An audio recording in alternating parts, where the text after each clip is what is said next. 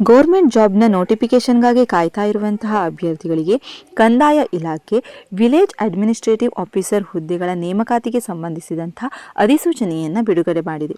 ಈ ನೋಟಿಫಿಕೇಶನ್ ಪ್ರಕಾರ ವಿಎಒ ಹುದ್ದೆಗಳಿಗೆ ಸಂಬಂಧಿಸಿದಂಥ ಸಂಪೂರ್ಣ ಮಾಹಿತಿಯನ್ನು ಈ ವಿಡಿಯೋದಲ್ಲಿ ತಿಳಿಸ್ಕೊಡ್ತೇನೆ.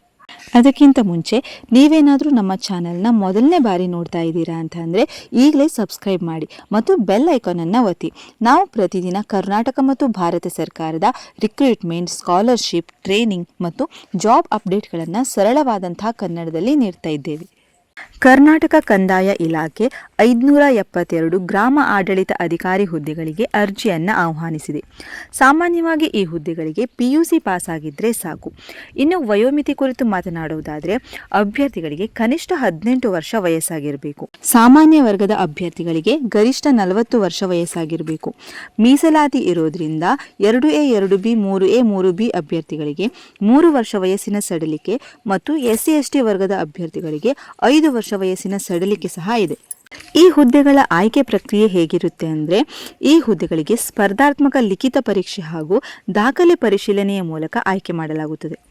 ವೇತನದ ಬಗ್ಗೆ ಹೇಳುವುದಾದರೆ ವಿಎಒ ಹುದ್ದೆ ಗೌರ್ಮೆಂಟ್ ಜಾಬ್ ಆಗಿರೋದ್ರಿಂದ ಉತ್ತಮವಾದಂಥ ಮಾಸಿಕ ವೇತನ ಹಾಗೂ ಇತರೆ ಸೌಲಭ್ಯಗಳು ಇರುತ್ತೆ. ಸರಿಸುಮಾರು 34,000ದಿಂದ 67,000 ತನಕ ಮಾಸಿಕ ವೇತನವನ್ನು ನಿಗದಿಪಡಿಸಲಾಗಿದೆ. ಈ ಹುದ್ದೆಗಳಿಗೆ ಅರ್ಜಿ ಶುಲ್ಕವನ್ನು ನಿಗದಿಪಡಿಸಲಾಗಿದೆ. ಸಾಮಾನ್ಯ ಮತ್ತು OBC ವರ್ಗದವರಿಗೆ 750 ರೂಪಾಯಿ, SC/ST ವರ್ಗದವರಿಗೆ 500 ರೂಪಾಯಿ, ಮಾಜಿ ಸೈನಿಕರು ಹಾಗೂ ಅಂಗವಿಕಲ ಅಭ್ಯರ್ಥಿಗಳಿಗೆ 250 ರೂಪಾಯಿ ಅರ್ಜಿ ಶುಲ್ಕವನ್ನು ನಿಗದಿಪಡಿಸಲಾಗಿದೆ. ಈ ಹುದ್ದೆಗಳಿಗೆ ಹೇಗೆ ಅರ್ಜಿ ಸಲ್ಲಿಸಬೇಕು ಅಂತ ನೋಡೋಣ. ಮೊದಲು KEA ಅಧಿಕೃತ ವೆಬ್ಸೈಟ್ಗೆ ಭೇಟಿ ನೀಡಬೇಕು. ಅಲ್ಲಿ ನಿಮ್ಮ ಇಮೇಲ್ ID ಮತ್ತು ಮೊಬೈಲ್ ನಂಬರ್ನ ಮೂಲಕ ಲಾಗಿನ್ ಐಡಿಯನ್ನು ಕ್ರಿಯೇಟ್ ಮಾಡ್ಕೊಳ್ಬೇಕು. ಲಾಗಿನ್ ಮಾಡಿದ ನಂತರ ಅರ್ಜಿ ನಮೂನೆಯಲ್ಲಿ ಎಲ್ಲ ವಿವರಗಳನ್ನು ಭರ್ತಿ ಮಾಡಬೇಕು. ಭರ್ತಿ ಮಾಡಿದ ನಂತರ ಅಗತ್ಯ ದಾಖಲೆಗಳನ್ನು ಅಪ್ಲೋಡ್ ಮಾಡಬೇಕು. ನಂತರ ನಿಮ್ಮ ಜಾತಿವಾರು ಅರ್ಜಿ ಶುಲ್ಕವನ್ನು ನಿಗದಿಪಡಿಸಲಾಗಿದೆ. ಅಲ್ಲಿ ಅರ್ಜಿ ಶುಲ್ಕವನ್ನು ಪಾವತಿಸಿ ಅರ್ಜಿಯನ್ನು ಪೂರ್ಣಗೊಳಿಸಬೇಕು.